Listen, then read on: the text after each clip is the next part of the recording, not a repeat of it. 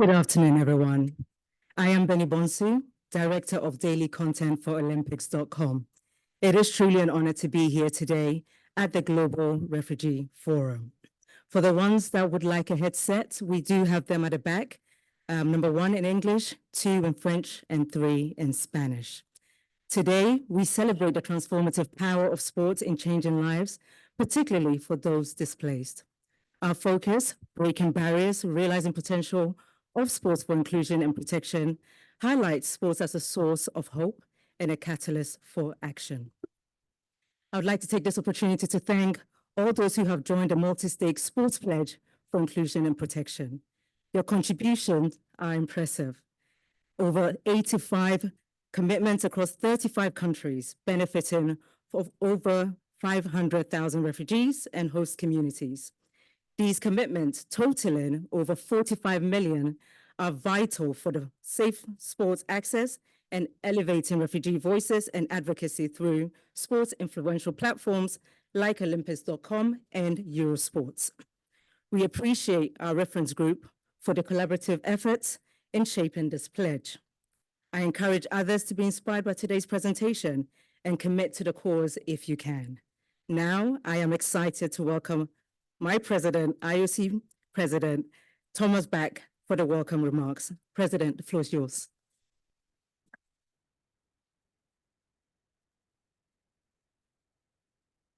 Thank you very much, and a very warm welcome to all of you to this parallel session, and inspired and initiated by the Olympic Refuge Foundation, the Sport for Refugee Coalition, as always in close cooperation with UNHCR.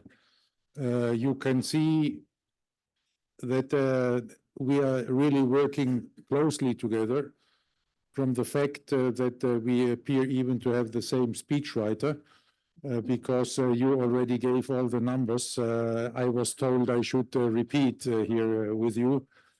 So for the ones among you who have not realized this, it is indeed this pledge being signed by more than 100 organizations to an amount of over $45 million, and with a commitment to reach 500,000 people with these pledges.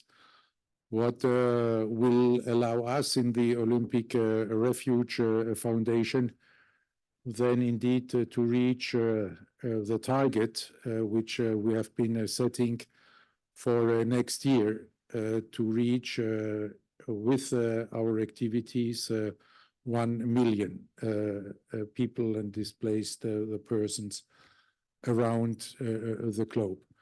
So for this very first period of the existence of the Olympic Refuge Foundation and our strategic plan, we are really very pleased that we could get to such a quick start.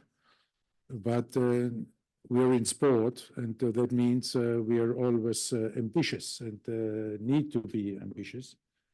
But we're also in sport knowing that we can achieve this only by working together. In sport, as in real life, you always need a team around you and with you. Otherwise, you cannot achieve anything. So what I would like to do here is to invite you to join the team, to join the Sport for Refugees Coalition, to join the activities of the Olympic Refuge Foundation, and in this way, doing even better, doing even more for, and what is very important and has always become very obvious, then with the refugees. Refugees as you all know, otherwise you would not be here. Refugees are an enrichment for society. With all their human qualities and skills, they are contributing a lot to our societies, and therefore we have not to patronize them by saying we are helping you, we are supporting you. We have to work with them to make the world a better place, and in this case, through sport. And how we are working with them, I want to give one example that is for the IOC Olympic refugee team, which we will have again at the Olympic Games in Paris. We will have for the first time as a leader of the team a refugee and a refugee athlete who will greatly represent this great and wonderful team. Masoma, again, welcome, and we are all sure you will do a great job, and you will be the voice of so many displaced persons and refugees in the world. Thank you very much for your attendance, and even thank you more for joining our initiatives.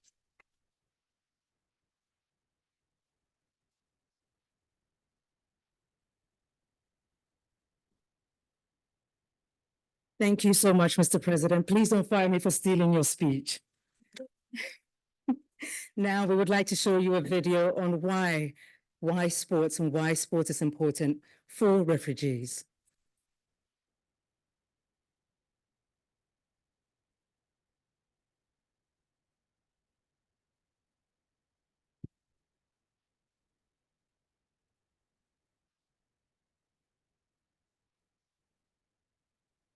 Sports is a very powerful tool to include refugees in the communities that host them. Sport is good for health, is good for mental health, and is good for inclusion.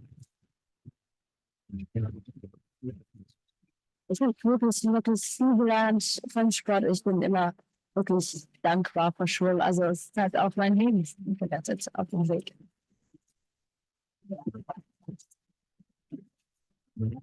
Taking my opportunity to do NBA, I think being a refugee helped fuel that for me, and knowing that I came from less and I always had to do more.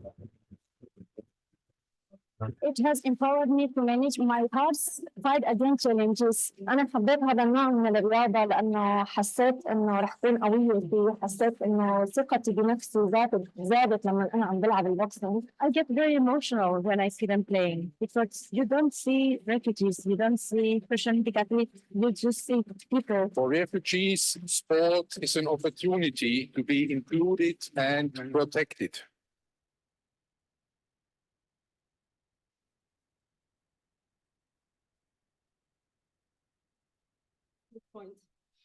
At this point, I'd like the opportunity, and I'm really, really excited to introduce three inspiring figures: Khalida Papal, Gerald Mombali, and Masoma Ali Saida. Please put your hands together for them.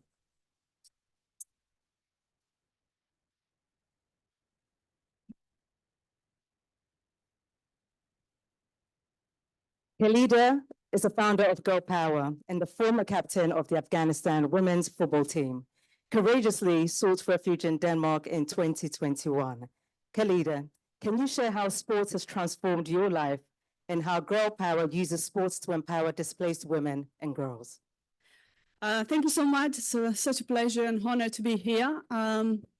Growing up in the most difficult country and most dangerous country by the name of Afghanistan was not easy. And I used football to stand for my right and use football as a platform to start a movement, a women's movement, to be the voice for our voiceless sisters in Afghanistan. Unfortunately, I had to leave my country and become a refugee with a new identity. Lived in different refugee centers, and I felt so lonely, without network, new identity, or without any identity was toughest. And what helped me was sport. I used again sports in refugee centers to survive as a refugee, to overcome true trauma, and connect with other refugee women to create a sisterhood community where we could share and express our feelings and stay together, share our moments, overcome the challenges. When I got refuge in Denmark, I founded Girl Power Organization to use the power of sport and education to empower women and girls, and not empower, because women and girls are powerful, to support women and girls, to create opportunities for them, to where we can actually create a sisterhood moment where we change the narratives around women, around refugees, around sports, to be the role models and to encourage others, but also share the positive message to the world, where there's a lot talks about us being people that take our money, take our resources, but showing that the value that we create in each community, the impact we create in each community, that we participate if we get the opportunities and possibilities and one hand of help, then we can make an impact. That's what Girl Power is about. Thank you so much. Thank you, Khalida. Now I'd like to welcome Gerald. As the Special Olympics First Advisor for Unified with Refugee Program, Gerald embodies the unifying power of sports.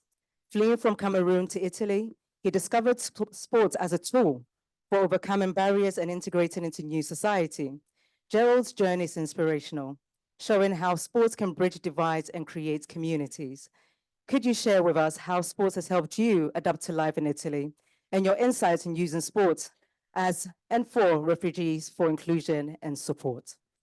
Thank you, Benny. And just like Khalida, sport became my salvation in the face of challenges.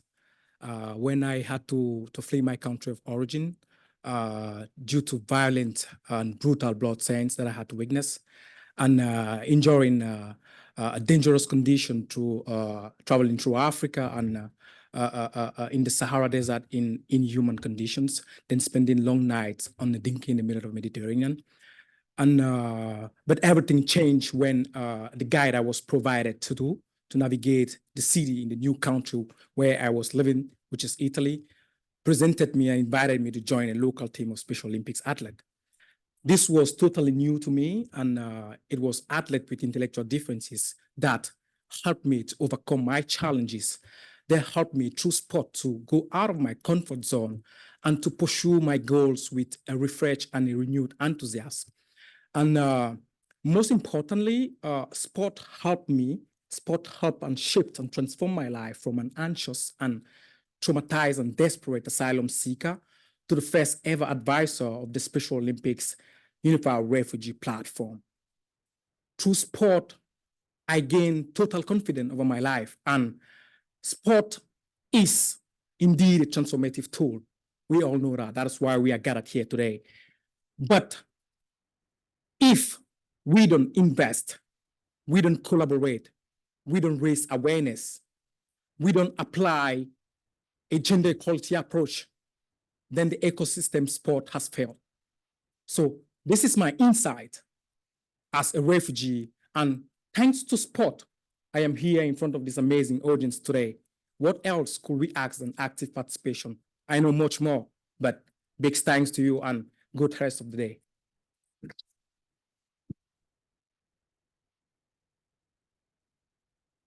Thank you very much, Gerald. Now, let's welcome an inspirational athlete and leader, Massima, an Olympian who competed in Tokyo 2020 Olympic Games with a refugee team. Massima has recently been appointed the head of delegation for the refugee team for Paris 2024.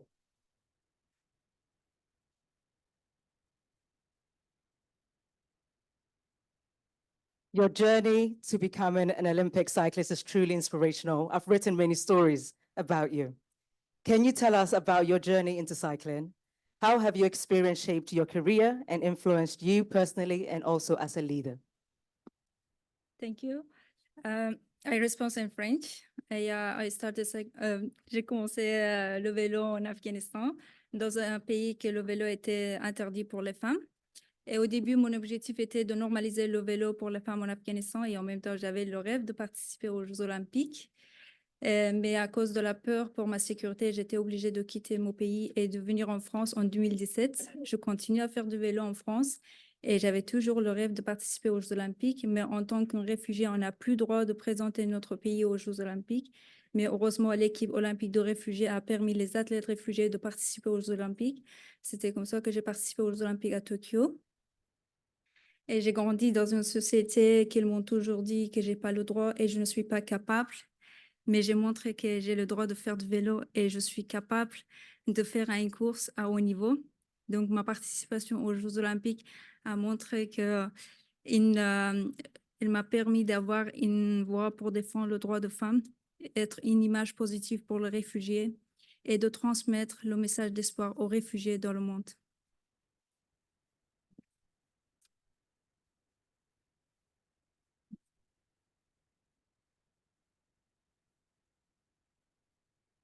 Aujourd'hui, ayant récemment été nommé chef de mission, donc j'aurai la chance de mener l'équipe olympique de réfugiés. C'est l'opportunité ultime que j'ai eue grâce au sport. Donc pour moi, ma vie a montré l'impact transformateur que le sport peut avoir, en particulier en tant que femme et réfugiée. Même j'ai grandi avec la discrimination et l'inégalité. Grâce au sport, je suis devenue une femme indépendante et courageuse qui battre pour ses rêves. Cela m'a également montré l'importance de plaider pour l'inclusion des réfugiés dans le sport à tous les niveaux. Aujourd'hui, j'aimerais aider d'autres femmes et d'autres réfugiés de croire à leurs rêves et de les encourager de travailler pour les atteindre. Merci.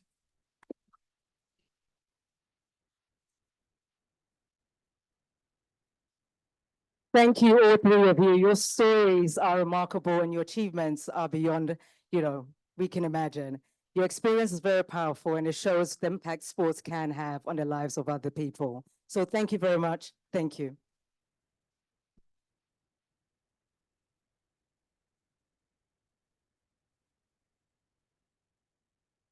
Now let's shift our attention and focus to member states' viewpoint on transformative role of sports. I am pleased to introduce Mrs. Emily Udeya Castara, France's Minister for Sport, the Olympic and the Paralympic Games. France plays a critical role in this year's Global Refugee Forum as a co-convener. We look forward to hearing France's commitment to fostering the inclusion and protection of refugees through sports, with a special emphasis on women and girls.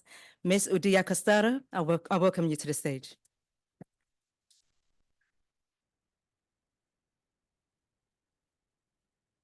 Thank you very much for these welcoming words, dear Benny, and it's really a privilege to be standing with you this afternoon and for France to be a co-convener of that forum. Important topic, important stakes, and we really want to contribute. I wanted to say, and I will speak in French, thanks for your indulgence there.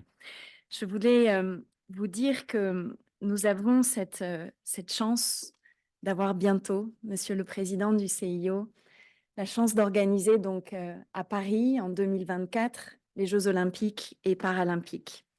Par rapport à la question que Benny, vous m'avez posée, je voulais dire que notre pays, la France, porte de longue date une double conviction. D'abord, à l'image des mots prononcés ce matin par le président Thomas Bach, le sport est une formidable force de construction, d'émancipation, de liberté. Et cette force prend un écho tout particulier, comme l'ont montré les témoignages que nous voulons d'entendre de 3 athlètes exceptionnels, pour les personnes déplacées, pour les réfugiés et tout particulièrement pour les femmes, dont on sait qu'elles sont particulièrement vulnérables dans leur parcours d'exil. La deuxième conviction que porte notre pays, la France, est que les Jeux ont une force de transformation à nul autre pareil que nous devons utiliser du mieux possible pour contribuer à créer un monde meilleur. Et je veux avoir une pensée, on parle souvent de Pierre de Coubertin quand on évoque la France et les Jeux olympiques, Une pensée pour Alice Milia qui, en 1922, a été à l'origine de la création des premiers Jeux féminins et qui a, en ce sens, révolutionné la place des femmes dans le sport. C'est dans la fidélité à cette histoire et à cette conviction que nous avons donc cette perspective d'accueillir le monde à l'été prochain avec, pour la première fois, un nombre équivalent de femmes et d'hommes parmi les 10 500 athlètes olympiques qui concourront à ces Jeux. Les premiers Jeux parfaitement paritaires de l'histoire. Et à travers ces Jeux, la France est vraiment engagée à promouvoir la vision d'un sport inclusif et protecteur pour l'ensemble des jeunes femmes et des jeunes filles. C'est le sens de notre engagement porté ce matin par la ministre de l'Europe et des Affaires étrangères, Catherine Colonna, cette initiative avec elle que nous prenons à l'occasion de ce forum pour les réfugiés. Une composante de cette initiative avec elle réside dans ce projet que nous sommes très fiers d'accompagner avec la Fondation olympique pour les réfugiés. Ce projet s'appelle Terrain d'avenir et mon ministère est particulièrement heureux de le soutenir. Cette initiative permet à des femmes réfugiées ou déplacées en Île-de-France, qui sera l'épicentre des Jeux olympiques et paralympiques l'année prochaine, quel que soit leur statut, leur religion, leur niveau d'études, leur maîtrise de la langue, de définir un projet de vie positif à travers et grâce au sport. Près de 3 500 personnes ont bénéficié de ce programme cette année et je suis fière d'annoncer que l'an prochain, c'est 4 000 bénéficiaires de ce programme qui pourront bénéficier de la place du sport avec des créneaux de pratiques sportives qui leur seront spécifiquement réservés. Suite à l'impulsion donnée ce matin par le président Barr avec cette initiative du CIO en faveur de l'inclusion, de la protection par le sport, je suis fière aussi d'annoncer notre partenariat avec l'International Paralympic Committee et son président Andrew Parsons pour prévoir la capacité de l'équipe paralympique des réfugiés de venir s'entraîner en France en amont des Jeux paralympiques l'année prochaine pour 10 à 15 jours dans des conditions particulièrement privilégiées que nous allons soigner en leur donnant accès à des infrastructures de haut niveau et en leur garantissant des conditions optimales de préparation pour exprimer à l'occasion de ces Jeux paralympiques tout leur talent.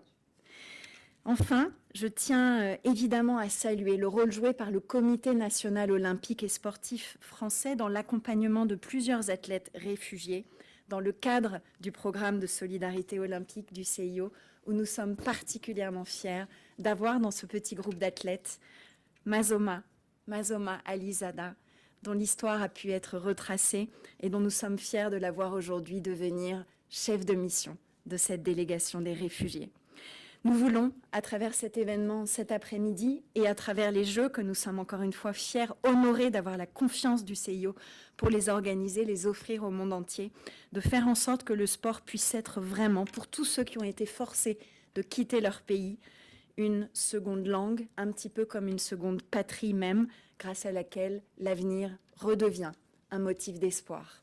Je vous remercie.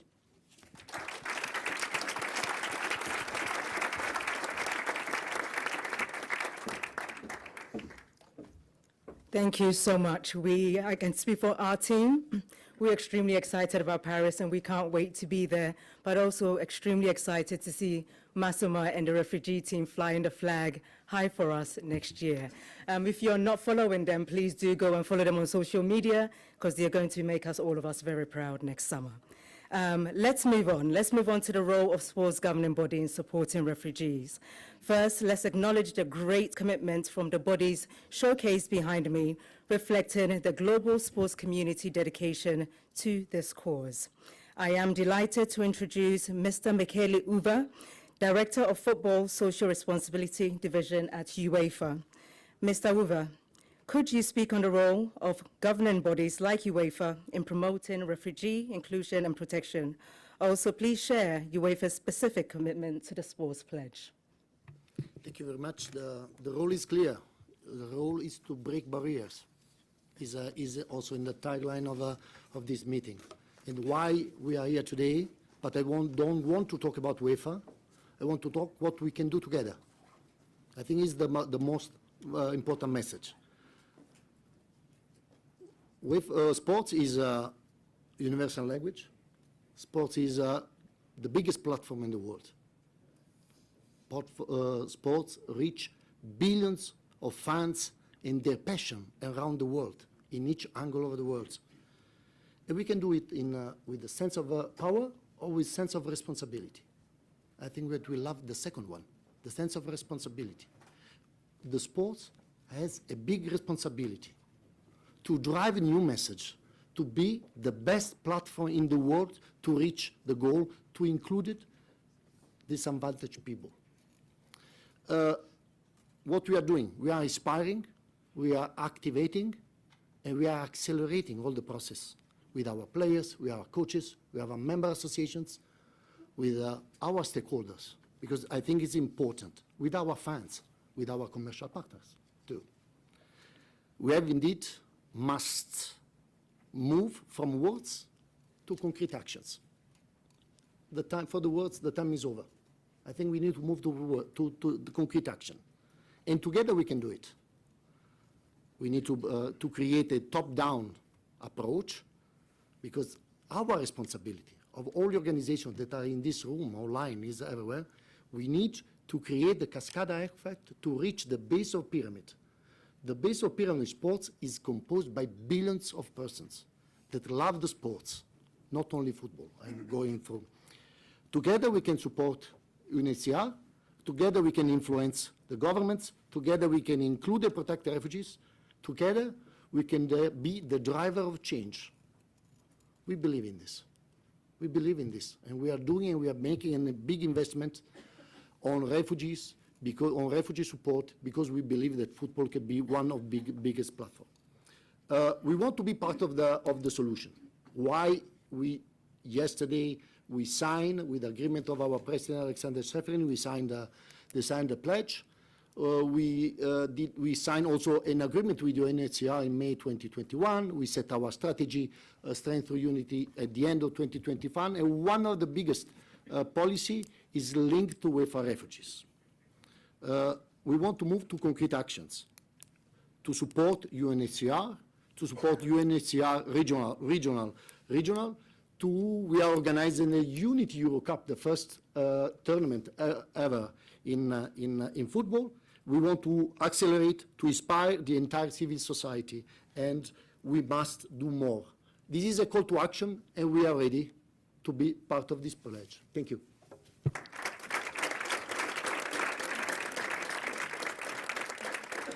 Thank you very much. Now I am pleased to introduce Ms. Christina Moli, the Chief Membership and Impact Officer at the International Paralympic Committee.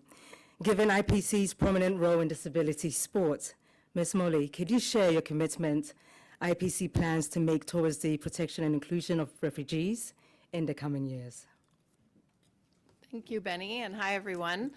The International Paralympic Committee is a sport organization, but we're also part of a wider social movement, and that's one committed to advancing the rights and opportunities for persons with disabilities. And our vision is to make for an inclusive world through parasport, but I think we can all agree that that can't be realized unless together we work to address and advance the needs of refugees and displaced persons. So on our part, our pledge is focused in 3 areas. The first is to work with our wide network of members that include international sport federations and national Paralympic committees from across 183 countries to promote and facilitate access to inclusive sport opportunities for refugees and displaced persons with disabilities. The second area is to lead and support the pathway for refugee para-athletes to compete in the Paralympic Games. And I'm thrilled today to announce our support and the support you heard from the government of France, as well as our partner Airbnb, in supporting the refugee Paralympic team for the upcoming 2024 Paris Paralympic Games.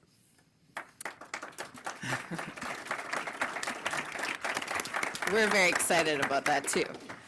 And the third area of our pledge is focused on how we can use our global channels to create a true platform and visibility for para-athletes who are refugees to share their stories with the rest of the world.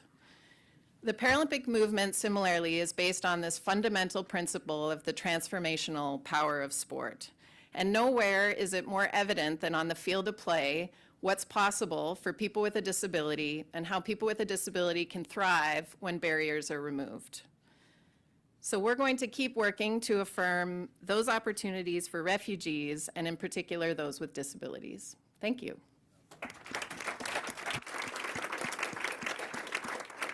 Thank you very much. I am delighted to welcome Mr. Laurent Ovenier from the World Taekwondo and Taekwondo Humanitarian Foundation.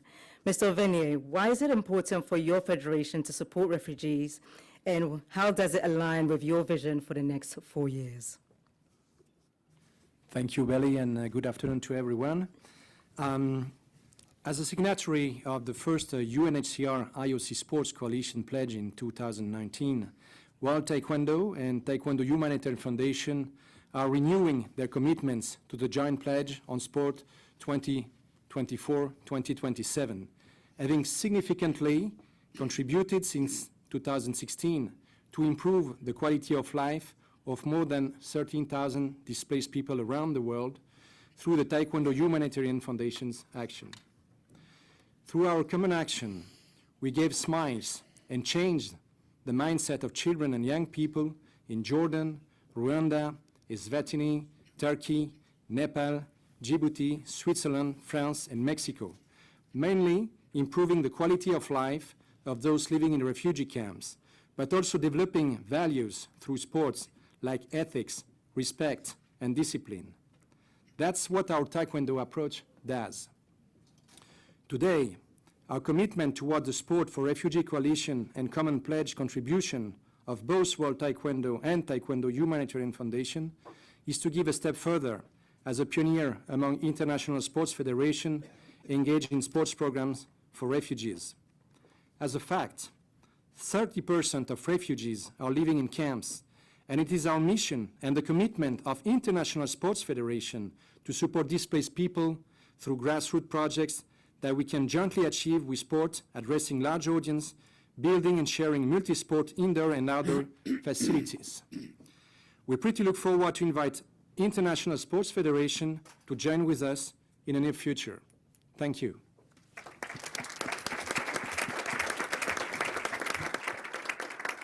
Thank you very much, Mr. Ovenier. Now I invite Mr. Ricardo Facari, President of the World Baseball Softball Confederation. Please, can you share your insights with us? Good afternoon to everyone.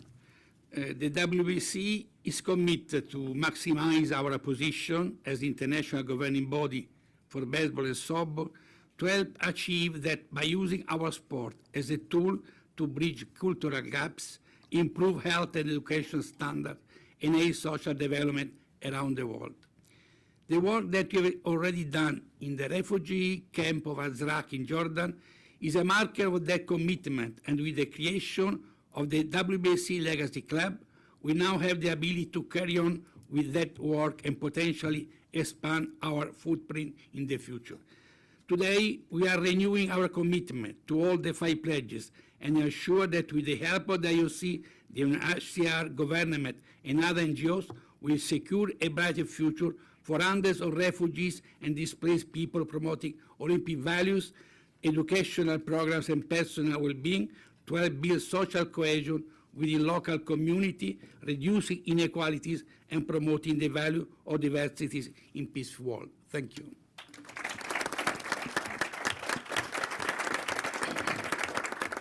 Mr. Facari, thank you very, very much. With 206 national Olympic committees worldwide, the Olympic movement is a key player in sports. These NOCs not only aim for athletic success, but also focus on making sports inclusive. NOCs help both local and refugees get involved with sports, encouraging participation and community building. Today, we're hearing from 3 NOCs, but as shown on the screen, many have committed to this cause globally. Let's now welcome Ms. Christine Gafrani. Did I get it right? If not, I apologize in advance. Head of International Relations at the German Olympic Sports Confederation. Could you please share your insights and also using your experience in inclusive programs for refugees? Thank you, Benny. Good afternoon. It is my great honor to speak today on behalf of the German Olympic Sports Confederation, DOSB, highlighting not only our long-term engagement in the context of sport for and with refugees, but also the key role that NOCs play as partners in this space, promoting the fundamental principles and values of Olympism within our countries and internationally. National Olympic committees act as an important connector. They advocate and implement inclusive policies, allocate resources, and foster partnerships. I would like to present two examples of our national and international projects that promote the inclusion and protection of refugees. Based on these projects, we have developed two commitments to the Joint Sports Pledge. First, domestically. Currently, there are more than 3 million people seeking protection in Germany. The questions arise: how to integrate thousands of refugees into the sporting system on grassroots level, and how to provide opportunities for top athletes to continue their sport. DOSB's Integration Through Sport program has been implemented for 30 years.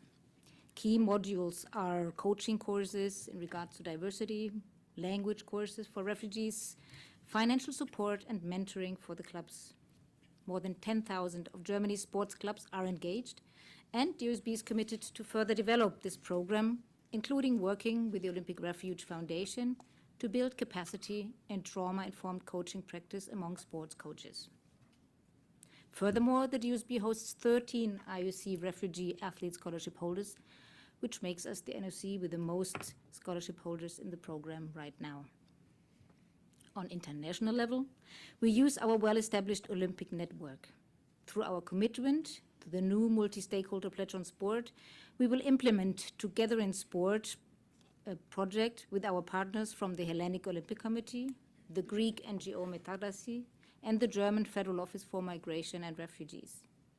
With activities running until 2026, we aim to reach more than 19,000 young refugees, including unaccompanied minors and people with disabilities, and Greek host communities. One important motto for our work is, diversity is a strength. The different perspectives, cultural backgrounds, and abilities are important ingredients for all we do. Another ingredient is teamwork, since all of this wouldn't be possible without our great partners, and we are very grateful for this excellent collaboration, following the Olympic motto, faster, higher, stronger, together. Thank you very much.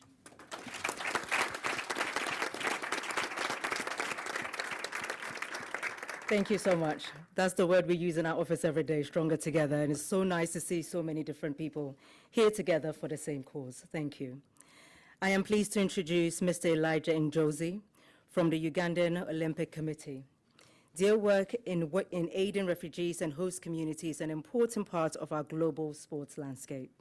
Mr. Njozi, could you tell us about your commitments and plans the Ugandan Olympic Committee has for supporting refugees and host communities in the next 4 years? Thank you, Benny, and hi to everyone. Since 2020, the Uganda Olympic Committee has collaborated with partners through the Olympic Refuge Foundation as a consortium with the AFC Foundation, Right to Play, UNHCR, and Youth Sport Uganda to implement the Game Connect project, Sport for Mental Health program in refugee settlements in Kampala, the capital city too. The Game Connect has made substantial impact in phase 1, providing safe sport access to over 12,000 youth and demonstrating success in reducing depression and anxiety symptoms while improving overall well-being. Entering phase 2, the program aims to reach an additional 16,000 young people both within the refugee settlements and the host communities.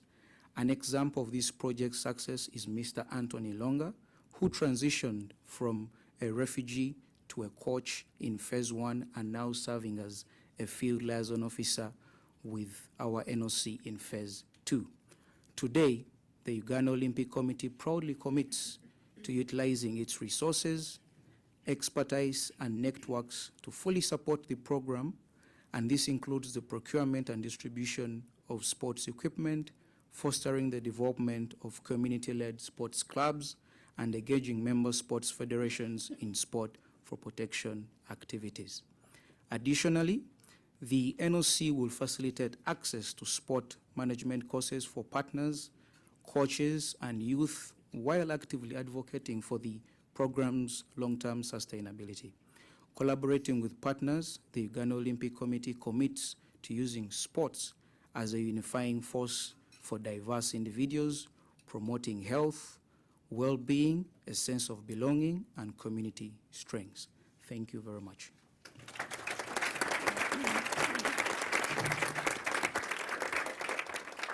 Thank you, Mr. Njosi. I am pleased to introduce Mr. Andrew Baker, the Chief External Affairs Officer of the Canadian Olympic Committee. Mr. Baker, we are eager to hear about the Canadian Olympic Committee's commitment to creating an inclusive and supportive environment for refugees through sports. Please, can you share your plans and also your vision? Thank you, Benny, and good afternoon, and thank you for the opportunity to present the Canadian Olympic Committee's commitment to the multi-stakeholder pledge, Sport for Inclusion and Protection of Refugees. The Canadian Olympic Committee believes deeply in the power of sport to transform communities, countries, and people for the better. We also believe in the power of the Olympic platform to inspire hope, tell stories, and be a force for good. These beliefs are the driving force between the Team Canada Impact Agenda, which outlines the COC's commitment to making sport safe, inclusive, and barrier-free, so more young people can play and stay in sport. It is also the root of our belief in the sport pledge and the reason I stand before you, or sit before you today. We have proudly supported the implementation of the IOC's Olympic Refugee Scholarship Program since 2019 and are committed to not only continuing our support for the 7 current and future athletes of this program, but also to enhancing our focus on efforts that promote and provide inclusive, safe, sport, and play-based initiatives through our programming within the Team Canada Impact Agenda. That promote and provide opportunities for enhanced skills and pathways in and through sport to be done through the sharing of resources available to athletes in the Canadian high-performance sports system to all. That use targeted communications, evidence, and research through our leverage of the Olympic Games platform, our digital channels, and our media relationships to tell more inspiring stories of refugee athletes. And work that strengthens partnerships and coordination efforts through our role and relationships within the Canadian sports system and through international advocacy. I once again thank the Olympic Refuge Foundation, UNHCR, the IOC, the Sport Foundation, and those hosting the session today for this time and for your ongoing leadership in this important and meaningful work. We look forward to continuing collaboration, dialogue, and action as a pledge signatory. Thank you.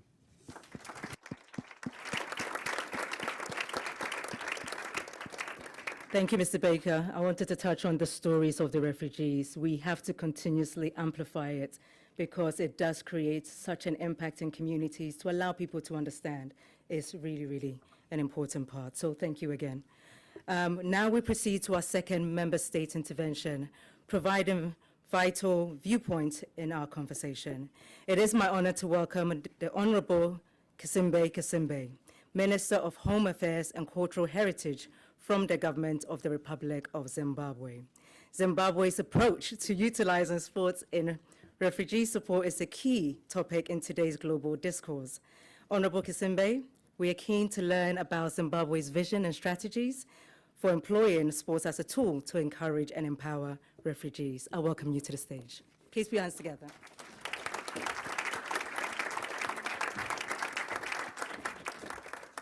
Thank you. I was a bit too fast there. When I just said my name, I thought that's the time. Thank you very much. You may be wondering why, as a Minister of Home Affairs, I'm talking about sports. Yes, I'm a Minister of Home Affairs and Cultural Heritage, and I'm here representing our Minister of Sports, responsible for sports, youth, arts and recreation, Dr. Kirsty Coventry. I'm sure we might have heard of the name. She's an Olympics gold medalist, and also she's an executive board member in the IOC. She chairs a couple of other subcommittees.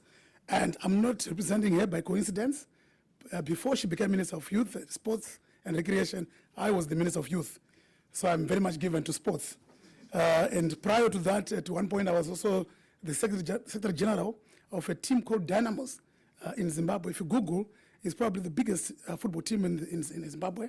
I was the SG, and I also took part in the preparation of the 2010 World Cup, Soccer World Cup in South Africa. So I'm not alien to sports. Having said that, allow me to take this opportunity to sincerely thank the organizers for inviting me. In fact, I flew all the way just for this speech, which is going to be, and I'm told it's 3 minutes.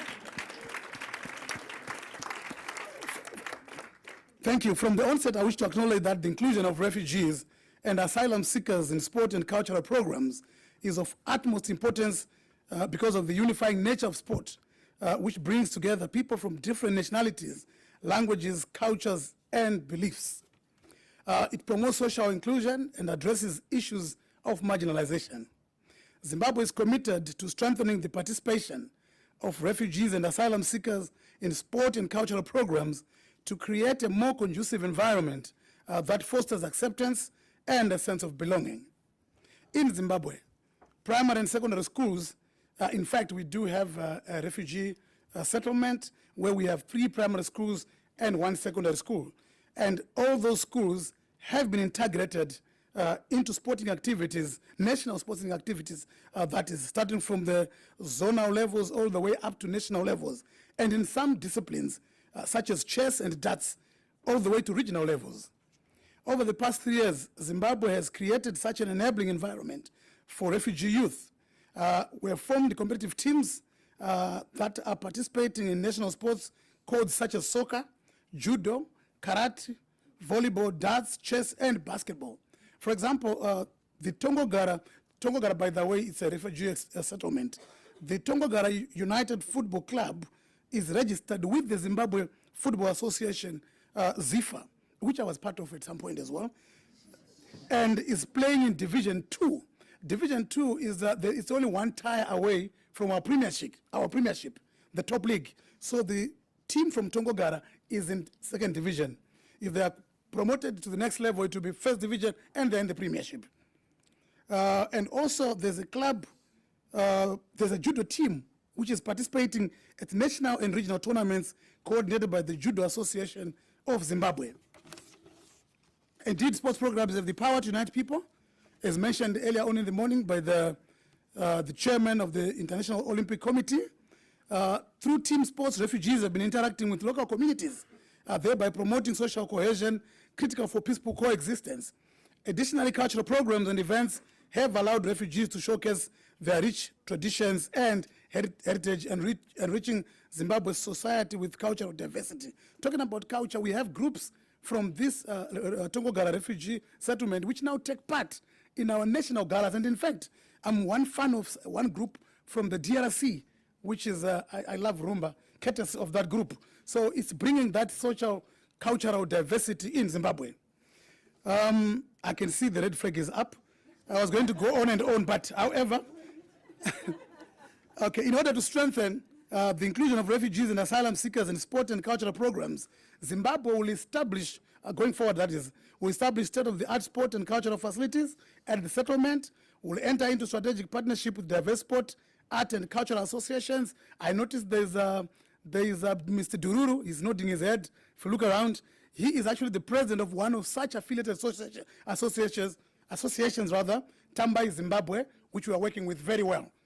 And going forward, as I mentioned earlier on, partnerships are therefore critical for the sustainability of sport and cultural programs, and Zimbabwe as a host country is open to strengthening collaboration and partnerships with relevant stakeholders to mobilize more resources towards the pledge within the context of burden and responsibility sharing as espoused in the Global Compact on Refugees. I sincerely thank you.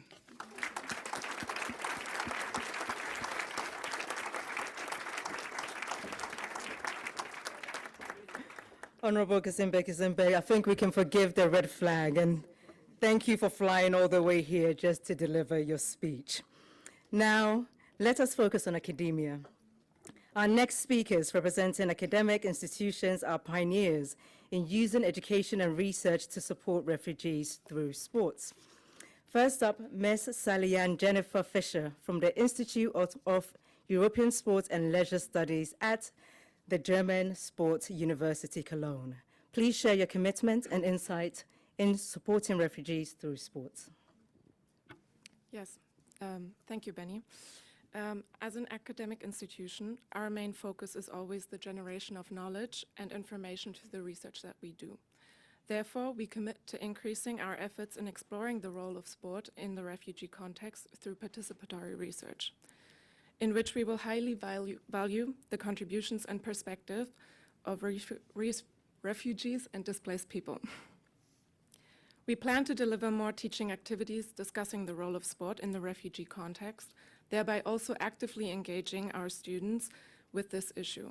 Further, we will facilitate the dissemination of our research, including setting up knowledge-sharing activities in the global Sport for Development community, as well as engaging our wider academic network and encouraging them to do the same.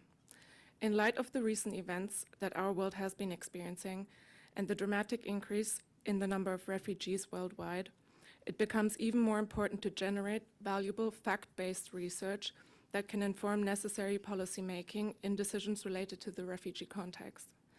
We believe in the power of collaboration and see it as our responsibility to not only develop this knowledge base, but to share it with organizations and institutions, including those who are with us here today, so it can be utilized when implementing processes that directly impact refugees and displaced people. It is up to us to not only develop sport as a lifeline for refugees and displaced people, but to use sport as a gateway to a future in which no one is left behind. Thank you.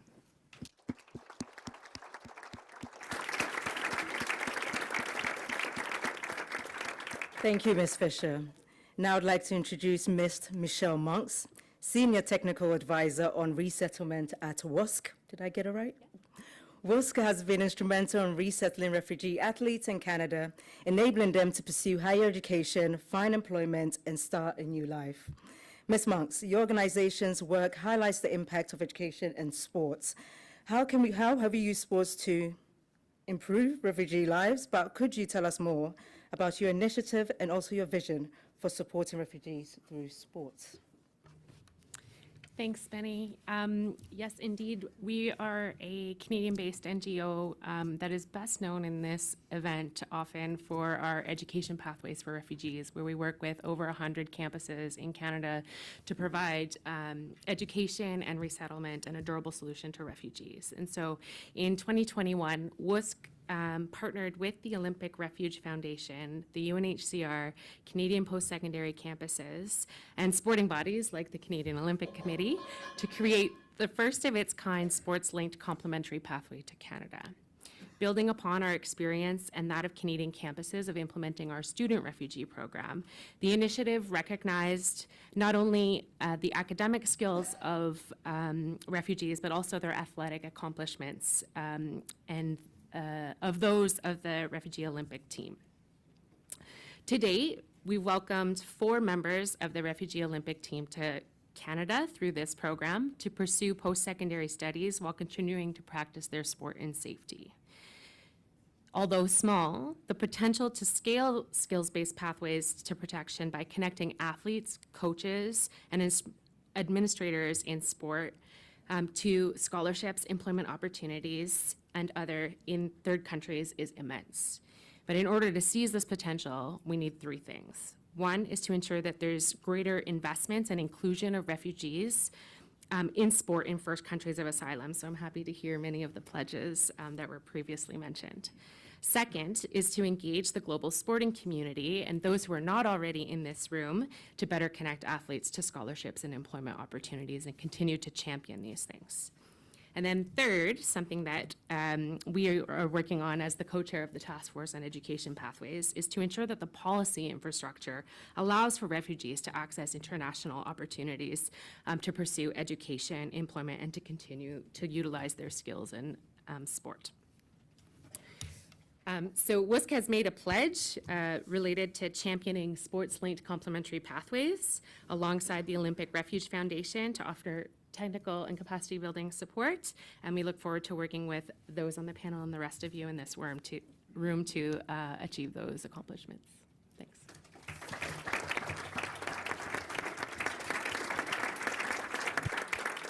For the first time, I've seen Nick at the back with the red card and the yellow card. It's very intimidating. It's very intimidating. But it's not easy to be on a panel or to even stand here to talk. So well done to everybody on the panel. But before you move, we're going to show you, we have a treat for you, we have a video for you. But when the video starts, we would like all of you to move so the next group can come up. But before we can do that, through a pre-recorded video message, we have a commitment from the Women's World Cup winner, 2023 Ballon d'Or winner, and Football Club Barcelona player, Atania Bonmati. I always get it wrong. Bonmati on stage. Thank you. My proudest moment of 2023? Wow, there were many. But one thing that I'm very proud of is the work that I've done this year with UNHCR, the UN Refugee Agency, and the Barça Foundation. Sport is such a powerful tool for refugees to feel part of a community. All over the world, sport helps people feel safe and part of a team. This is especially true for refugee women and girls. I want to continue to raise my voice to advocate for them, creating a better world for refugees through sport. The Global Refugee Forum is where all this work starts. The pledge made their will shape the future of refugees everywhere. The commitments we'll see in the coming days from leaders, clubs and companies will help refugees improve their lives, increase social cohesion, support them in developing social skills and so much more. To everyone in this room, thank you so much for being here and for being part of the change. On behalf of Football Club Barcelona and the Barça Foundation, we are so grateful for your dedication. Let's make this a Global Refugee Forum to remember.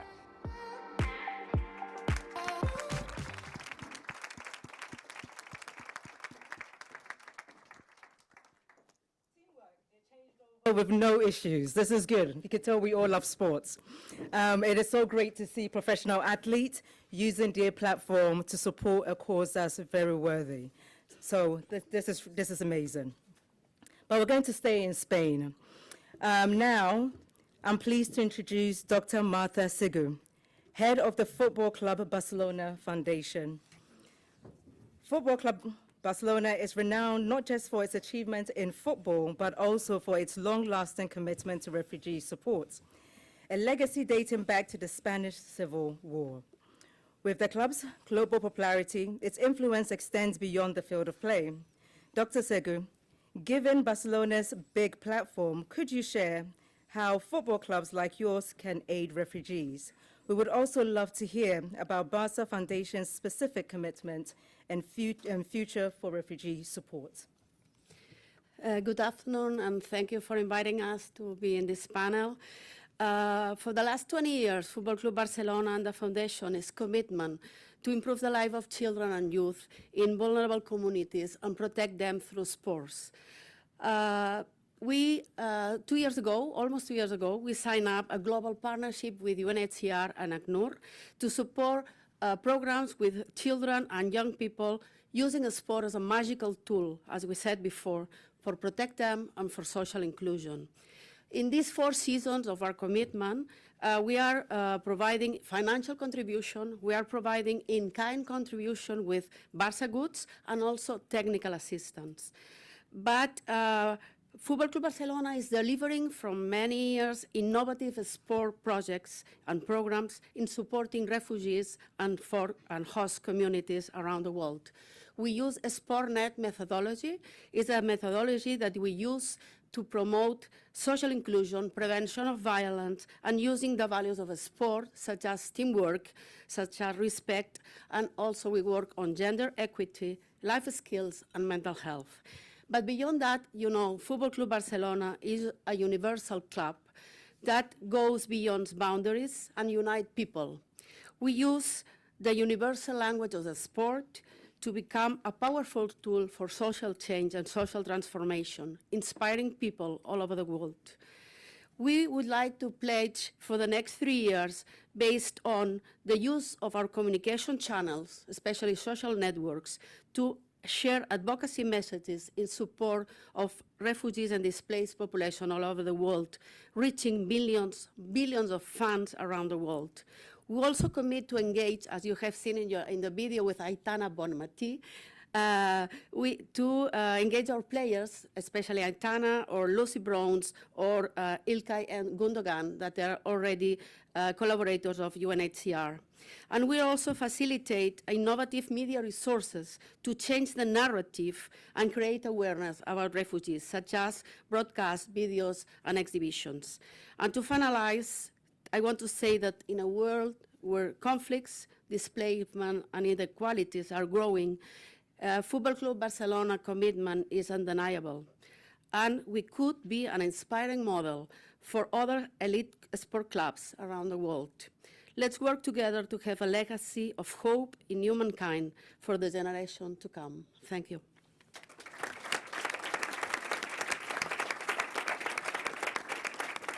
Thank you, and thank you so much for your athletes getting involved in this. This is a huge thing for telling the story and changing the narratives around refugees. I'd like to welcome Mr. Mac Etchen, Non-Live Senior Director at Warner Brothers Discovery Sports Europe. His presence emphasizes the impactful role the private sector, especially broadcasting companies, can play in addressing refugee crisis. The private sector is diverse and capable of contributing uniquely. Mr. Etchen, as Warner Brothers Discovery is a leader in sports broadcasting, your platform holds tremendous influence. Can you share your company's commitment to this cause? Thanks, Benny. And I'd like to say that as Warner Bros. Discovery, it is an honor and privilege to be part of this working group. As passionate storytellers, Warner Bros. Discovery is pledging to illuminate the stories of refugee athletes all year round, while demonstrating the power of sports in helping displaced people to reshape their futures. Through its diversity, its rivalries, and above all, its trailblazing athletes who have the power to inspire fans all around the world, sport has a unique ability to unite communities in celebration of human achievements. Warner Bros. Discovery will be relentless in our pursuit of new voices, knowledge, and innovation, and will leverage the full scale of our international channels, platforms, and websites to tell these stories while providing a space where refugee voices can be heard. Simultaneously, we will harness our unparalleled reach to educate the widest possible audience around the refugee cause. To achieve this authentically, we will ensure diversity is at the heart of everything we do, including live production, content and editorial, on-air talent, marketing, and communication. As part of this pledge, Warner Bros. Discovery commits to continue our purpose-driven mission to create mass support around the IOC Refugee Olympic team. By collaborating with our trusted partners, including the IOC and the UNHCR, we are privileged to champion the team to deliver even greater awareness of its causes and athletes among audiences all around the world. Thank you, Mr. Etchen.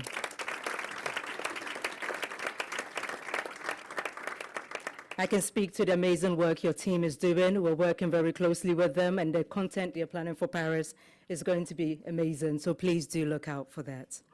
Capping off this segment, I am pleased to welcome Mr. Andreas Mendes, Senior Manager of the Future Talent Program at Adidas. His role signifies the impact sports apparel brands can have in refugee support. Mr. Mendes, Adidas is at the forefront of the sports industry. Could you briefly outline the role of the brands like Adidas in response to refugee crisis and share your commitment towards the refugees and host communities? Thanks for the question, Benny. At Adidas, our purpose is, through sports, we have the power to change lives. And our commitments under the pillar 2, 3, and 5 of the multi-stakeholder sports pledge are a perfect example. We give access to sport and the sports industry, enabling refugees to experience the benefit of sport. Within area number 2, we commit to the funding of sports projects which support refugees and host community members to promote gender equality, empowerment, social inclusion, and cohesion. And some examples of the various partnerships we have with nonprofit organizations are Girl Power in Denmark and UNHCR in Bangladesh. Under area number 3, we commit to volunteering, training, and employment opportunities.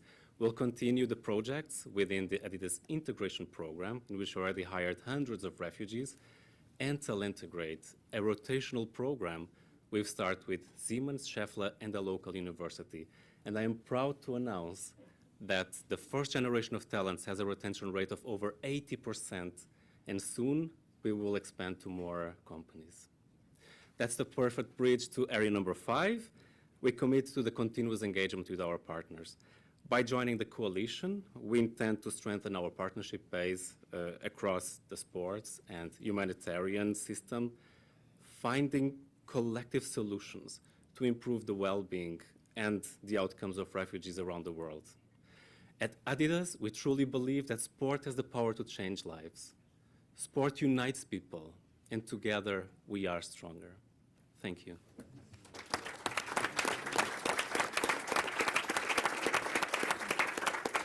If you get a chance to speak to Mr. Mendes, he's got a very nice pin that I tried to take off him, but he said he has to return it. So, thank you very much. Now, let's welcome Ms. Anna Louise Thompson-Flores, Director of the Geneva Liaison's Office of UNESCO. UNESCO's role in using sport for education, cultural understanding, and social cohesion is unmatched. We are eager to hear your insights on how international organizations like UNESCO can support refugees through sports and learn about your plans for Fit for Life initiative for the next 4 years. Well, good afternoon to everybody, and thank you, Benny, for this introduction and this question, especially because I'm aware, and most of you may not know, Benny is our star, one of our stars in the UNESCO Fit for Life program, particularly for gender equality and inclusion. So, part of my 3 minutes here. And I would like actually to start by recalling everybody what international organizations such as UNESCO are mandated to do. And we bring people and countries together. We build bridges across culture, generations, and communities. Now, this federating role is crucial for inclusion, and we can only drive in our goal to integrate and empower refugee communities if we do it in partnership and across sectors, as we have seen from all the interventions already, and I'm sure those that will follow me. Sport is a powerful tool to support resilience, promote inclusion, and facilitate intercultural dialogue. UNESCO promotes sport as a tool for empowering marginalized communities, including refugees and displaced people, offering them an opportunity to be included and protected. We are committed to leaving no one behind, especially among the ongoing global crisis. This is why we launched Fit for Life as a sport flagship, to harness the power of sport to advance our collective sustainable development agenda. Now, here I would like to specifically mention our pledge. As I mentioned, Fit for Life provides a concrete framework to advance our collective work. Through Fit for Life, we are working with alliance members across public and private sectors to develop concrete programs which aim at mainstreaming inclusive approaches to policy and program design. We have built 2 concrete pledges, which will be delivered within the framework of Fit for Life. 1, through Fit for Life, we want to leverage the positive role sport can play in the inclusion and well-being of refugee and IDP communities. Next year, we will plan to organize a Fit for Life run for gender equality, which will engage refugee communities, the sports industry, and other actors in our awareness-raising efforts focused on the importance of increasing the participation of women and girls in inclusive sports. This run will support the mobilization of funds for a Fit for Life project focused on the inclusion and empowerment of women refugees in and through sports. Second, We will leverage Fit for Life to strengthen the evidence based on sports contribution to social inclusion by collecting ministerial-level data in a unique global sports survey on current government policies, strategies, action plans, and guidelines which facilitate refugee access to and participation in sport. In 2024, UNESCO will launch a global sports survey aimed at gathering policy-level data from our member states to address knowledge and capacity gaps. Evidence can and should be used by international organizations to advocate for better tailored policies and increased investment in inclusive sports. I would like to conclude by saying that all these promising actions require a collective thinking and implementation, and I'd like to invite everyone on the podium now, before and everybody in this room and who is watching us to, if you wish, to join UNESCO in this initiative, please do. Please contact our headquarters in Paris or the Geneva Liaison Office here. Thank you very much.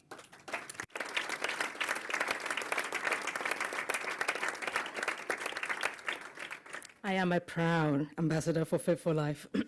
No woman or girl should be left behind when it comes to sports, and I will always scream it from the top of the hill, where possible. Now, let's shift our focus and focus on the impactful work of foundation and civil society organizations in supporting the multi-stakeholder sports pledge. Their global efforts in helping refugees and host countries are truly remarkable. We are honored today to have Yusra Mendini with us, somebody I've written about so many times for Olympics.com, so I'm very proud to see you here. A two-time Olympian, IOC refugee team flag bearer, UNHCR Goodwill Ambassador, and a founder of a foundation that's dedicated to helping refugees through sports. Her inspiring story was recently portrayed in The Swimmers on Netflix. If you haven't watched it, please do. Yusra, how does your foundation, guided by your own refugee experience, support refugees through sports, and what commitment has your organization made to the Sports Pledge? Thank you so much, Penny. As a proud Olympic athlete, Goodwill Ambassador for UNHCR, and a founder of my own foundation, this is my pledge. In partnership with ORF, IOC, WUSC, and UNHCR, we will pursue the resettlement of the IOC Refugee Athletes Scholarship Program, Athletes to Canada. While advancing the overall advocacy objectives of the project, a key commitment from our end will be to establish the necessary funding structure to fulfill the resettlement conditions. Sport is a universal language, and beyond this specific project, we will develop and implement community-centered projects that advance the access to sport and education for refugee communities around the world. In alignment with our voice to unlock the transformative power of sport to transcend borders, bridge culture divides, and inspire hope. Our efforts will incorporate a collaborative approach that ensures sustainable support for both refugee and host communities. There are now 114 million people displaced around the world, and as a Goodwill Ambassador for UNHCR and an Olympic refugee athlete, I will use my platform to advocate for refugee issues and promote the contribution that refugees make to our communities when given the opportunity. We believe in our mission, and I empathize that transformative power of sports for both refugees and host communities. Sports serves as a universal language that transcends barriers and brings communities together. As refugees, we understand the importance of finding hope in times of uncertainty. Sports not only builds physical strength, but also foster mental resilience and teamwork. These values are crucial for integration and coherence in new societies. My own journey and past show how sport can impact and change lives. Through programs that make sports accessible for refugees, we can build bridges and promote understanding. I call on the international community to use sport as a powerful tool to promote integration and understanding. Together, we can create a world where sport is not just a game, but a source of inspiration. Change and unity for all, regardless of their background. Thank you.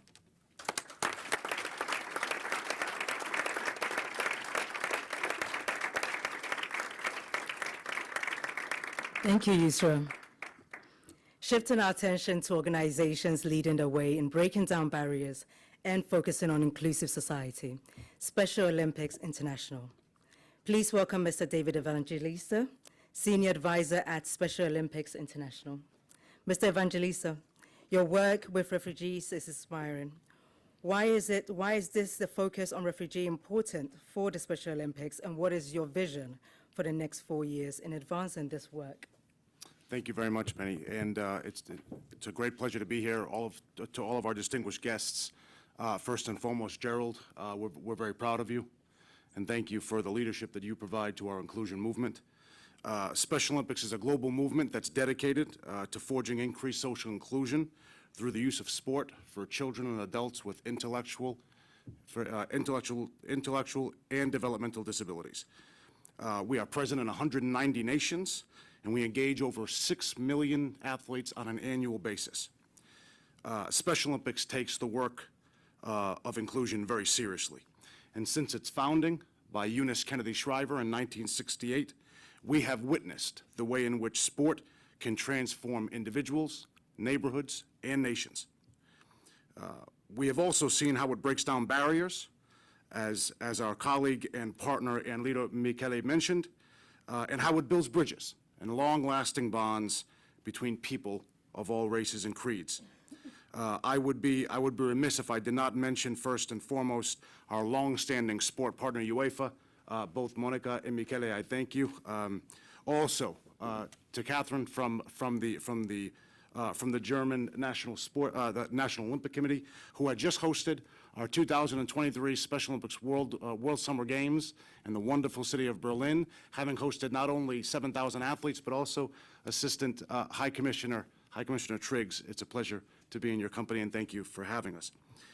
It is with this focus that Special Olympics Unified with Refugees makes a big commitment to expanding the reach and scope of our programming to reach more than 20 nations over the next 4 years.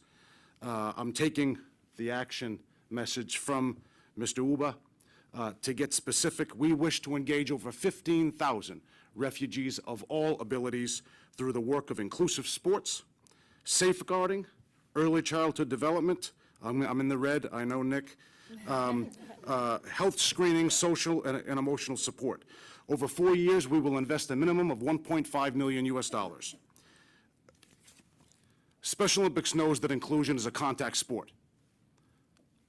And we look forward to working with all of you to make sure that social inclusion through sport is a reality for everyone, especially for those most on the move and in their host communities. We're honored to be here. And as we count on you, count on us.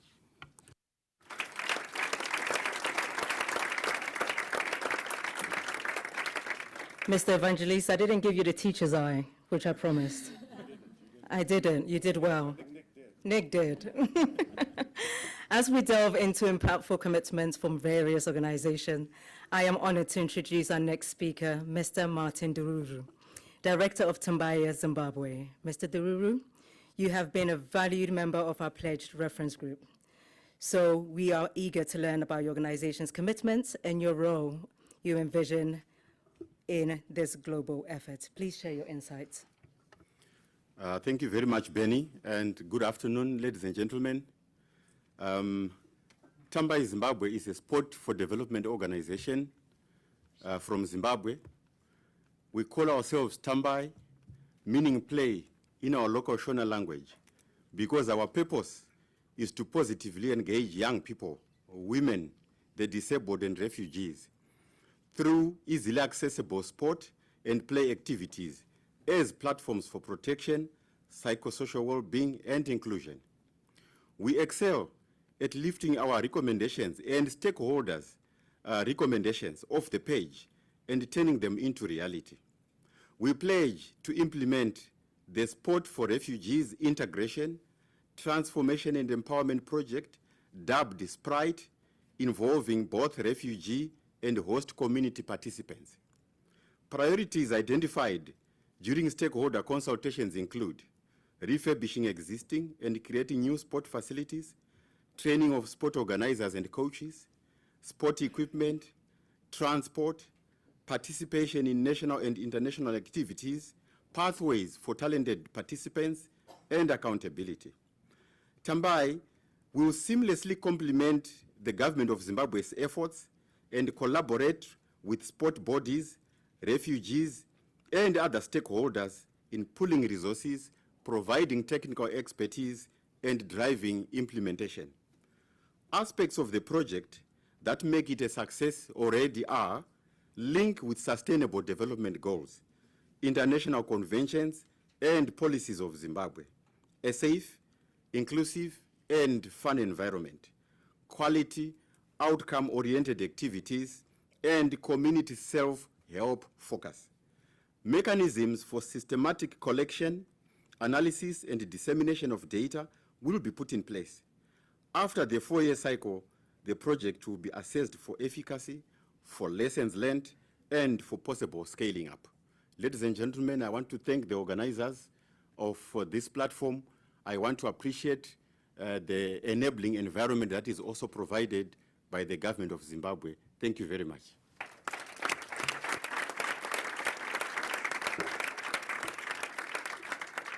Mr. Dururu, thank you.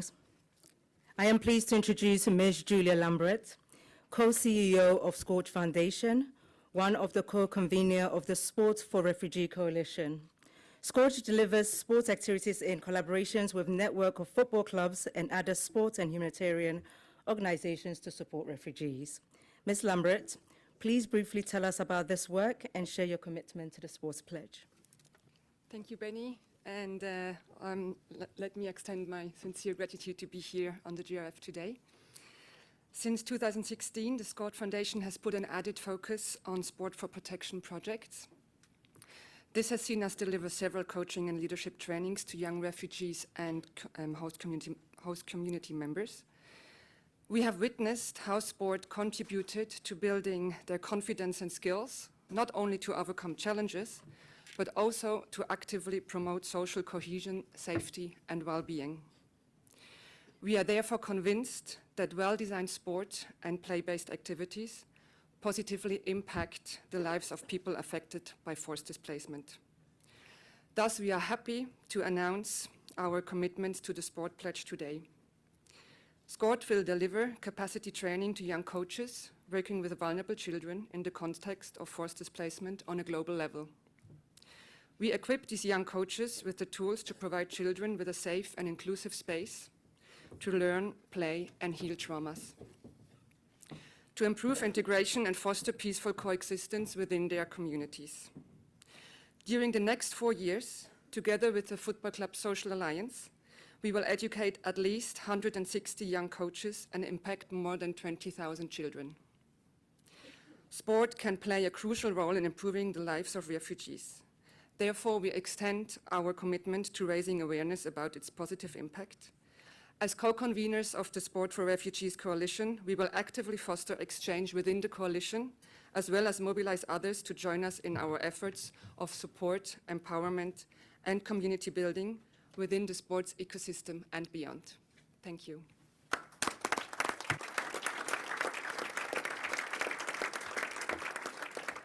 Thank you, Ms. Lambert. This next introduction, if I get it wrong, I have a lot of pressure.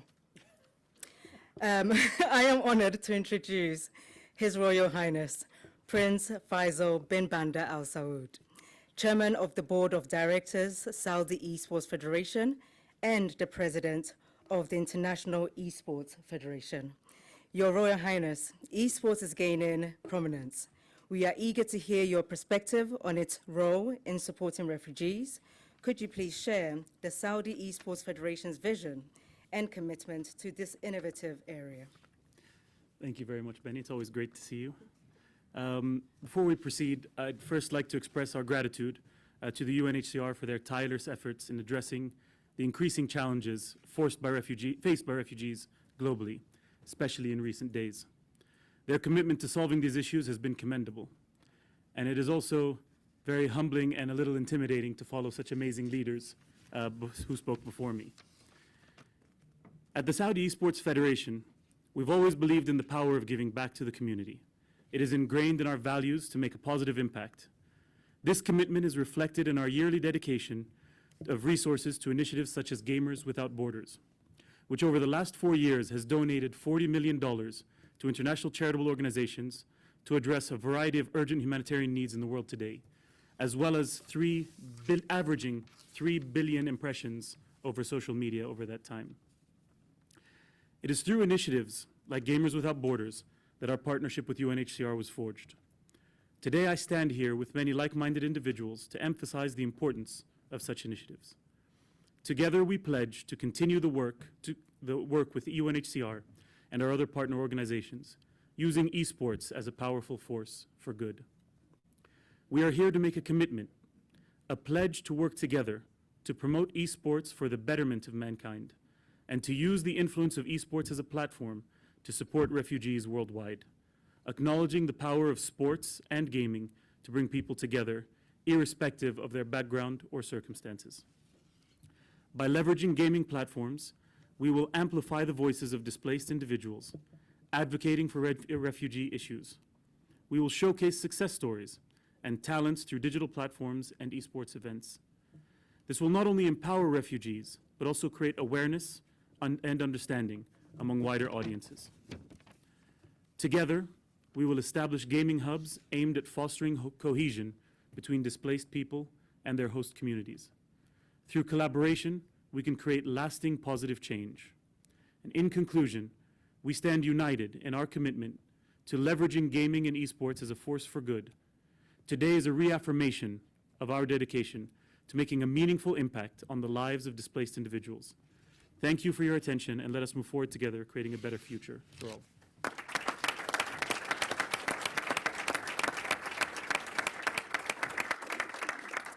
The growth of esports is phenomenal, so for me, I'm excited to see where it's going. Now, we would like to hear from others around the expanded table on your contribution and pledges for the inclusion and protection of refugees through sports. We've had a request to speak from Slovenia, Ms. Zaza Evan. Are you in the room? Can we please give her the mic? There you go. There you go, there's a mic for you. There you go. Thank you, Ms. Bensu. On September 23rd, Slovenia celebrates the Day of Slovenian Sports, a day deeply rooted in the nation's sporting heart. We advocate for keeping sport accessible to all.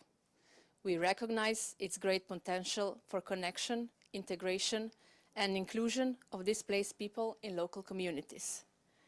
Slovenia will continue to enable positive and stimulating environment for refugees' integration in local communities by doing sports. We will strive to strengthen local partnership also via promoting refugees' active participation in organizing and delivering sports on the local level. On policy level, we will pay special attention to most vulnerable, namely unaccompanied minors, and include their participation in local sport clubs as integral part of their social integration. I thank you.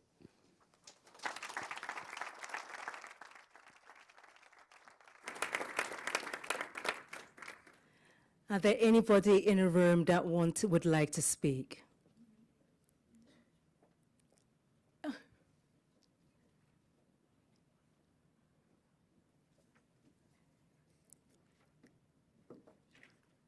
Do we have someone from Generation Amazing in the room? There you go.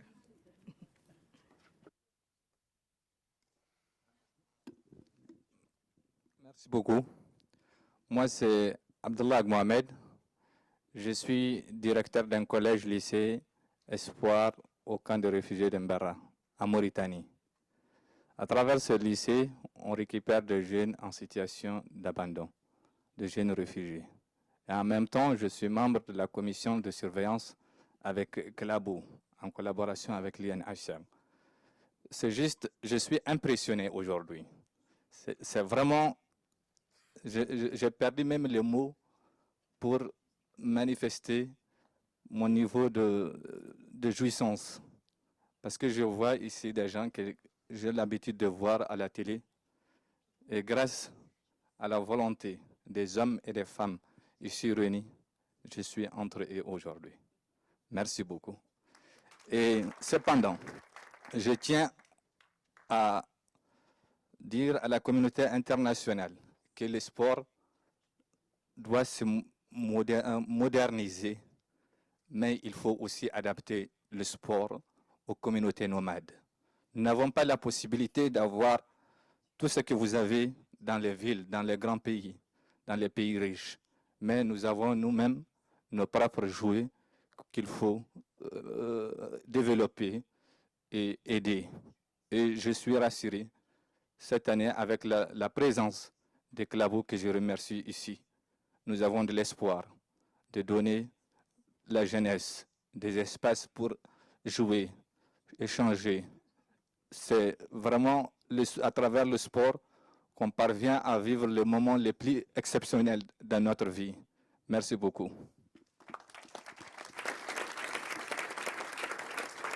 Thank you very much. Do we have someone from the Ministry of Youth and Sports of Turkey in the room?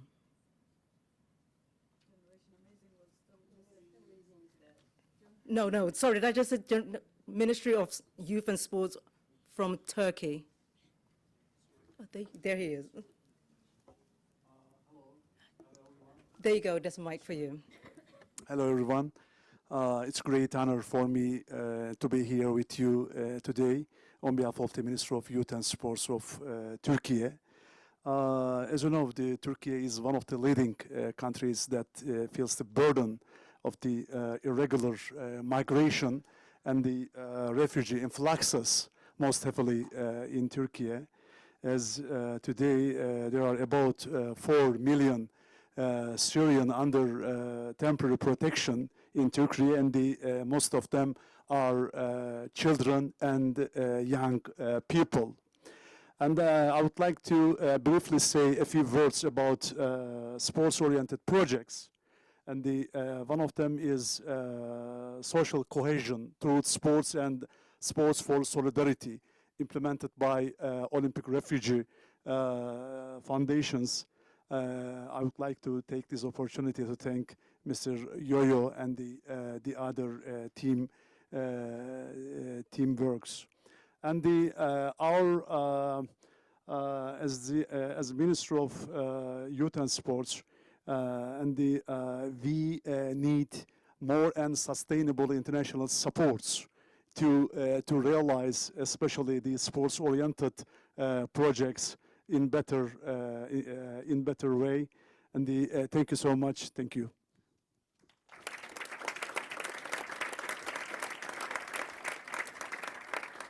Is there anybody else in the room who would like to make a pledge? Please take the floor. So this is Generation Amazing. We're here. So good afternoon, Your Excellencies, ladies and gentlemen. My name is Nasser Al-Khouri. I'm the Executive Director of Generation Amazing. For those who don't know, Generation Amazing is the legacy foundation of the FIFA World Cup, Qatar 2022. And I'm delighted to be here to be part of the multi-stakeholder pledge on sports for inclusion and protection. Our vision at Generation Amazing Foundation is to contribute to the social cohesion through the transformative power of sports. In a world that is increasingly fragmented by conflict and displacement, over the last 13 years, we have been committed to providing a comprehensive, unique sports for development curriculum, building safe spaces across the world in over 35 communities, youth engagement programs, advancing sports for inclusion and protection. Generation Amazing places marginalized youth and their communities at the heart of what we do, including refugees, IDPs and host communities in Jordan, Lebanon, Syria, Myanmar, Afghanistan, Uganda, and Palestine. Our interventions are participatory and resonate with the needs and aspirations of those we aim to uplift, collaborating with partners across multiple sectors. We have worked in over 75 countries across the globe, and we've been able to impact 1 million lives of young boys and girls. And we are delighted to pledge our commitment and leverage our global network of partners and expertise for this cause. We will continue our dedication to harness the unifying power of sports to create a more inclusive, peaceful, resilient world for refugees, IDPs, and person and host communities worldwide. Past a year since the World Cup, we are now a full-fledged foundation. We continue to work with FIFA Foundation, UNHCR, Right to Play, a lot of other partners across the world. And we look forward to continuing this legacy beyond just the mega sporting event. and for many years to come. Thank you. Thank you very much. I would love to get more people talking, but I have the red card, so I need to move it along. But to conclude our series of speakers, I am delighted to pass the floor to Ms. Elizabeth Taylor, the Vice Minister for Multilateral Affairs of Colombia, for the third state intervention. Please come onto the stage.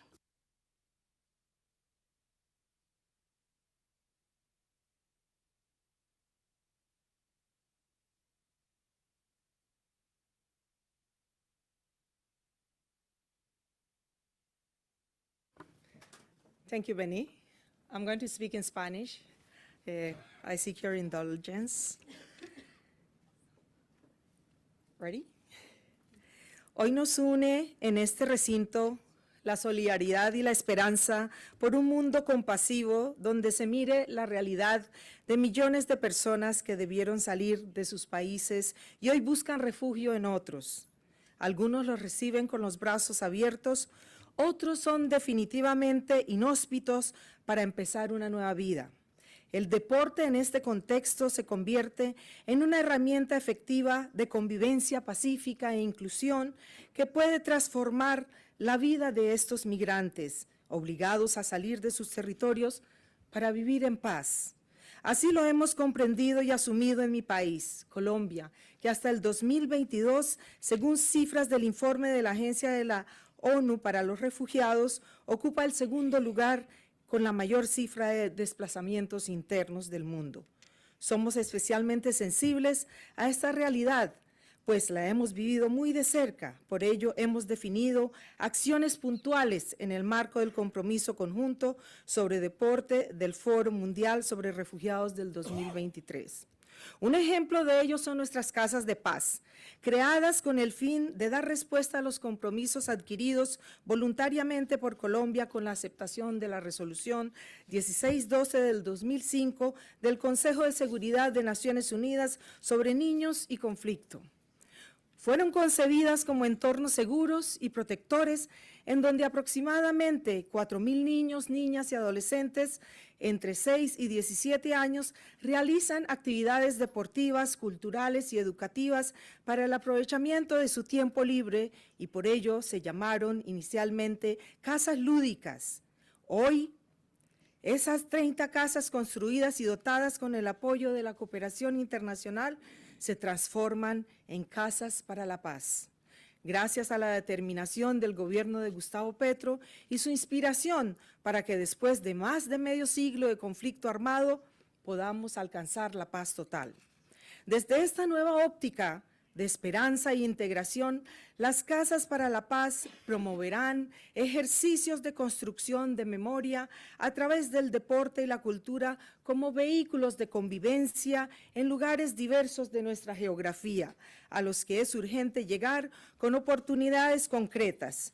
Nuestras Casas para la Paz serán la sede de acciones que buscan el empoderamiento de líderes y lideresas sociales y serán un entorno seguro para las juventudes LGBTIQ+, y la promoción de la no discriminación a lo largo de nuestra escarpada geografía. Estas casas de paz y sus desarrollos exitosos los integraremos a intercambios culturales y deportivos que promueve nuestra Cancillería a nivel internacional, una motivadora estrategia para fortalecer la diplomacia pública, mediante la promoción del deporte y la cultura como caminos para la reconciliación, la inclusión social, el diálogo intercultural y la convivencia pacífica. Más allá de nuestras fronteras, este será, digamos, una manifestación de estas casas de paz y lo que estamos buscando realmente que este programa no solo se quede en el intercambio, sino que los jóvenes seleccionados tendrán el compromiso de replicar su experiencia en sus municipios de origen, en sus comunidades de acogida, con el fin de compartir el conocimiento adquirido y contagiar de alegría a otros niños y niñas de sus comunidades para que puedan romper las barreras de la desesperanza. Los participantes de estos intercambios son seleccionados de las Casas para la Paz y a partir de procesos sociales y comunitarios. Hemos logrado la sostenibilidad de estos a partir de la cooperación internacional. Acoger a cerca de 3 millones de personas provenientes de Venezuela ha sido un verdadero reto para nosotros. 1/3 de estos son niños, niñas y adolescentes. Volveremos a hacerlo. No nos arrepentimos de acoger a la comunidad venezolana. Pero hoy me presento ante ustedes con el compromiso de posicionar a Colombia como un país promotor de sociedades en paz y de protección de la vida. Les miento si les digo que no necesitamos de su apoyo. En este sentido, los invito a conocer más sobre estas iniciativas y a trabajar mancomunadamente por la paz y la reconciliación, el cambio climático, la movilidad migratoria, la promoción de la inclusión, la diversidad en nuestro territorio. Sumarse a este compromiso cambiará la vida de miles de niños, niñas y jóvenes de zonas vulnerables de Colombia que merecen acceso a una realidad más solidaria, empática y donde las oportunidades no sean un sueño lejano, sino estén en verdad a su alcance. Ellos no solo son nuestro futuro, sino nuestro presente. Gracias a Khalida, Gerard y Masonoda por su gran inspiración. Muchas gracias a los organizadores de este evento.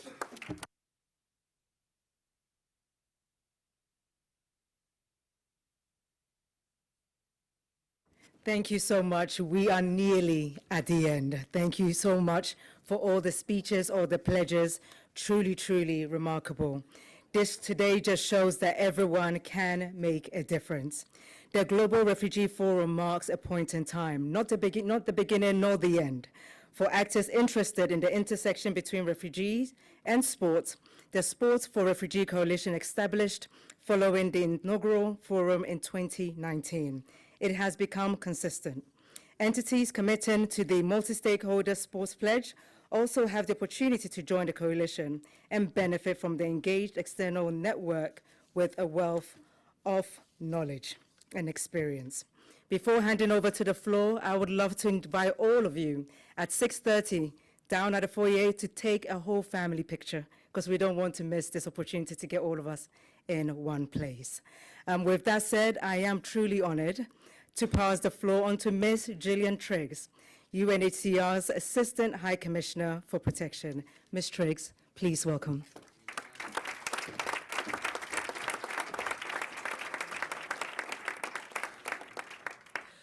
Well, thank you very much, Benny, and thank you to all of you on behalf of the High Commissioner for Refugees and all of my colleagues who are here for your extraordinary pledges and support for inclusion of refugees. And I'd have to observe, if I may, that if inclusion is the theme, this is the most inclusive event I think I've ever been to. We've had about 24 speakers. You've all been very disciplined, and you've also given us very good examples of what you're doing in your respective organizations to support refugees.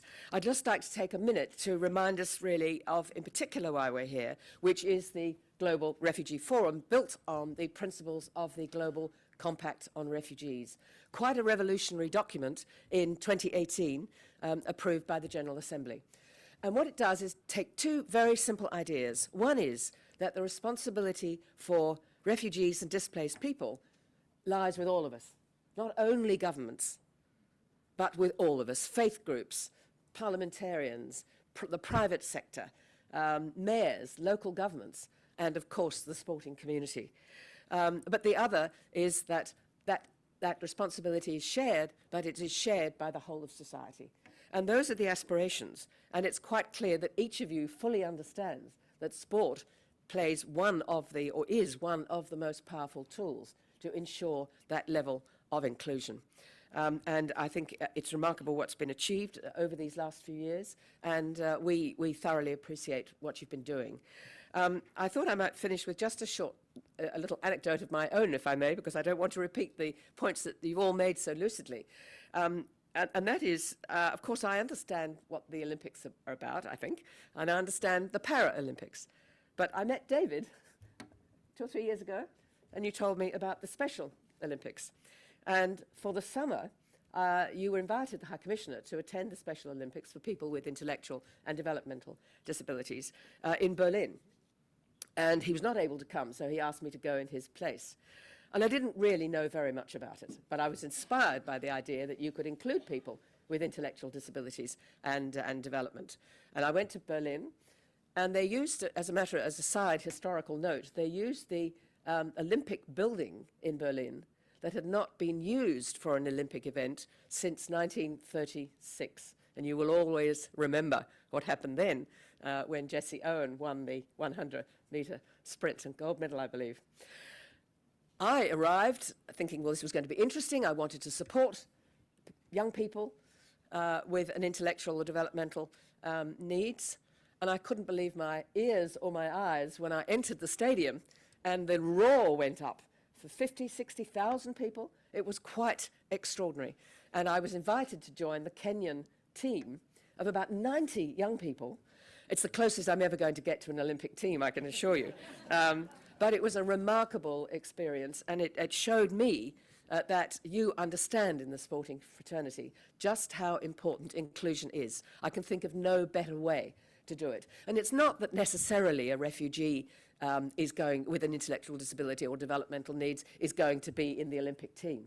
But what it does, and this is what is so important, it spreads the idea to every village and community and town and province in the world.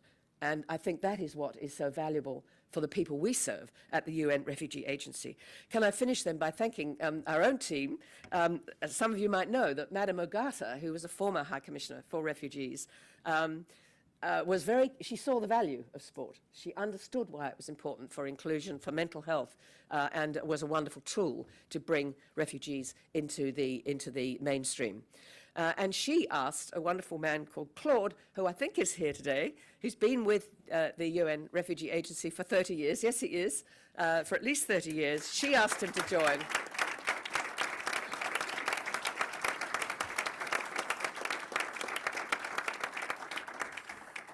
I'm sure you all know Claude very well. I was a bit miffed because I thought that I was the oldest person in the UN Refugee Agency until I met Claude. But thank you very much.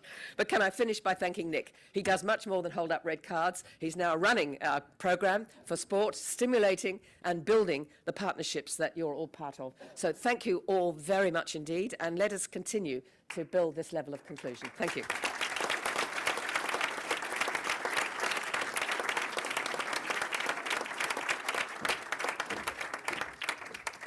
Thank you so much, and thank you, everyone. And just one last thing from me before I let you go. Tomorrow evening, the Olympic Refugee Foundation will be screening We Dare to Dream film. You are all welcome. The invite is on your chairs. I would love to see all of you over there. With that said, again, thank you all. Have a great evening.